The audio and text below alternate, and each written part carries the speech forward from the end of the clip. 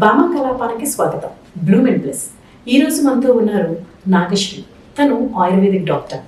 So ఆయుర్వేదం అంటే మనకి ఎప్పటి నుంచో తెలిసిందే, కానీ అందులో చాలా డౌట్స్ ఉంటాయి. అది చాలా చేదుగా ఉంటుందా, లేకపోతే దానివల్ల సైడ్ ఎఫెక్ట్స్ ఉంటాయా, అసలు ఏ ట్రీట్మెంట్స్ ఉంటాయి అన్నది మన ఎవరికీ తెలియదు. సో ఒక్కసారి డాక్టర్ గారితో మాట్లాడి దాన్ని ఎలా యూజ్ చేయొచ్చు, అసలు ఎంతవరకు పాసిబిలిటీస్ ఉన్నాయన్నది ఇప్పుడు మాట్లాడి తెలుసుకుందాం. నమస్తే అండి. నమస్తే అండి. ఆయుర్వేదం అంటే ఏంటండి అసలు? Ayurveda actually it's is a part of Atharvaveda. దాని ఆరిజిన్ వచ్చేసి వేదిక్ పీరియడ్ నుంచి. సో మనం ఆయుర్వేద అనే వర్డ్ని చూసుకుంటే దాన్ని స్ప్లిట్ చేస్తే ఆయుర్వేద అంటే దాని మీనింగ్ ఏంటంటే it's a science of life. So అసలు ఒక హెల్తీ హ్యూమన్ బీయింగ్ ఎలా లివ్ చేయాలి, ఇది ఏం చెప్తుందంటే good health is good wealth. So correct way of life ఎలా డీల్ చేయాలో it is all about Ayurveda. Apart from this స్వస్థస్య స్వాస్థ్య రక్షణం, ఓన్లీ డిజీజ్ మేనేజ్మెంట్ కాకుండా ఒక హెల్తీ ఇండివిజువల్ని కూడా ఎలా చూసుకోవాలో చెప్పేది ఆయుర్వేద. సో ఏ ట్రీట్మెంట్స్ ఉంటాయండి మేజర్గా మన ఆయుర్వేదంలో?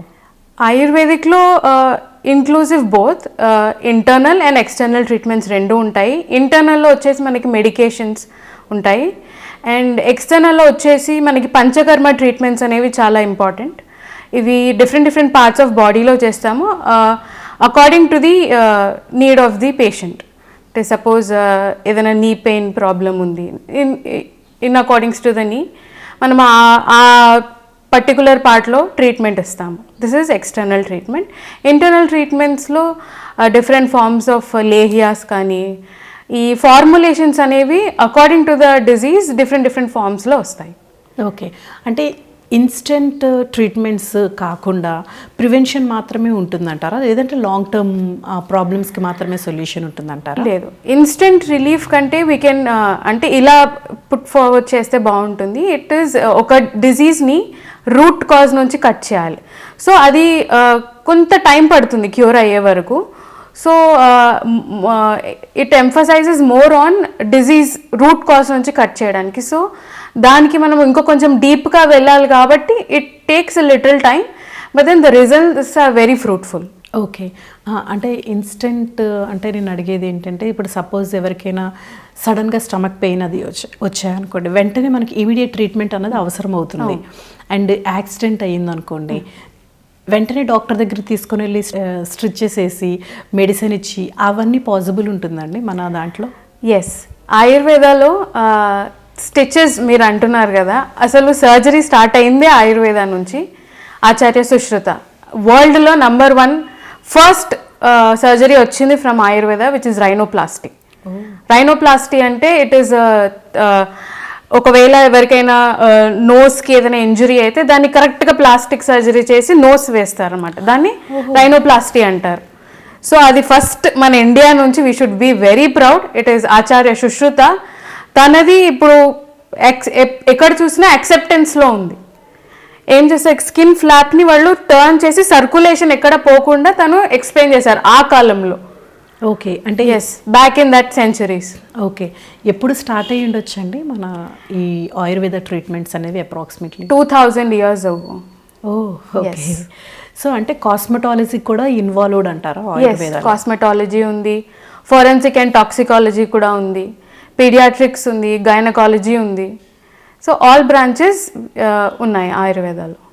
ఓకే, అంటే ఇప్పుడు కంటే మనకి గైనకాలజీ అనేది చాలా ఎక్కువగా యూస్ చేసేది, ఎందుకంటే ప్రతి హ్యూమన్ స్ట్రెస్ఫుల్ అండ్ ఒక లైఫ్ స్టైల్ కూడా మనం అనుకున్న పద్ధతిలో ఉండట్లేదు. So everyone have the PCOD problems and PCOS something, right? So ఇవన్నీ కూడా ఉన్నాయి. సో దాంట్లో ఆయుర్వేదం ఎలాంటి మేజర్ రోల్ ప్లే చేస్తుందండి? ఓకే, ఫస్ట్ మనం లైఫ్ స్టైల్ డిజార్డర్స్ అని చూసుకుంటే డిస్ఆర్డర్ ఒక ఆర్డర్లో లేకపోవడం వల్ల మనకి ఒక డిజీజ్ వచ్చింది.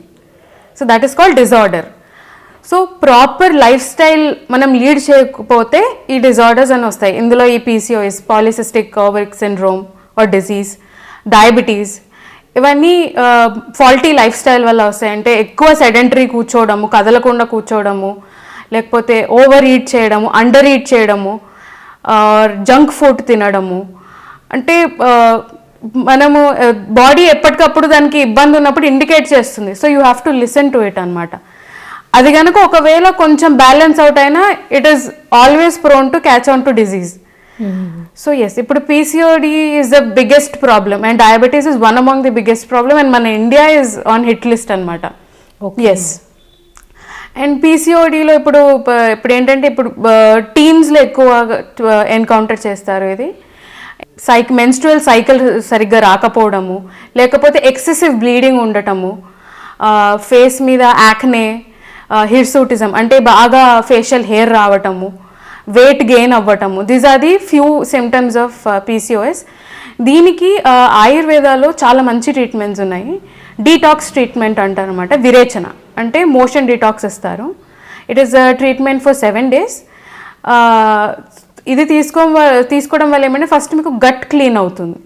గట్ క్లీన్ అయితే ఎప్పుడైనా మనకి ఫుల్ సిస్టమ్ అనేది మళ్ళీ రీఎన్హాన్స్ అయ్యి it will work in an order being back on form. అంటే గట్ క్లీన్ అవ్వడం వల్ల పీసీఓడి కూడా ఎలా అంటే దాని వెనకాల ఏమైనా టెక్నిక్?